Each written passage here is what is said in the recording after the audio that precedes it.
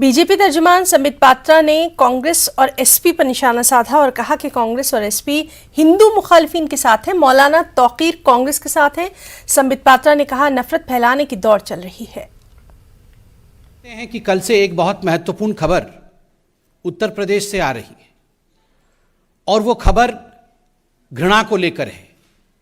जिस प्रकार से कुछ राजनीतिक दल, चाहे वो कांग्रेस हो और चाहे वो समाजवादी पार्टी हो, आपस में जिस प्रकार से एक कंपटीशन और एक प्रतिस्पर्धा चल रही है कि who will promote more hatred for the Hindus, हिंदुओं के खिलाफ ज्यादा घृणा कौन उगल सकता है और हिंदुओं के खिलाफ बोलने वालों को कौन सी पार्टी प्रश्रय दे सकती है, इस प्रकार का विषय,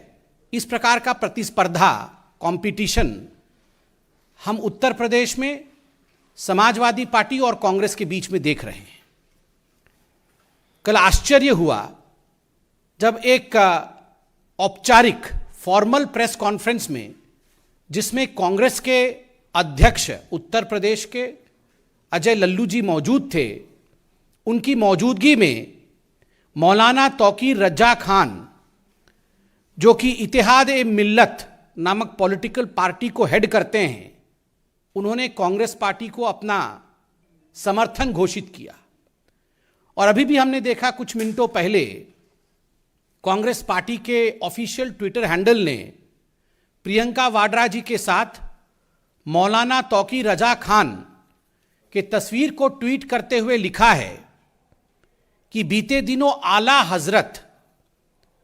हजरत बरेली शरीफ के मौलाना तौकीर रजा खान साहिब की कांग्रेस महासचिव श्रीमती प्रियंका वाड्रा जी से मुलाकात हुई और समर्थन देने की बात उन्होंने कही है। तो ये कांग्रेस पार्टी ने ऑफिशियली ट्वीट भी किया है और तौकीर रजा खान के समर्थन के विषय में कल प्रेस कॉन्फ्रेंस भी देखा। पंजाब से खबर है, जहां आम आदमी पार्टी की जानिब से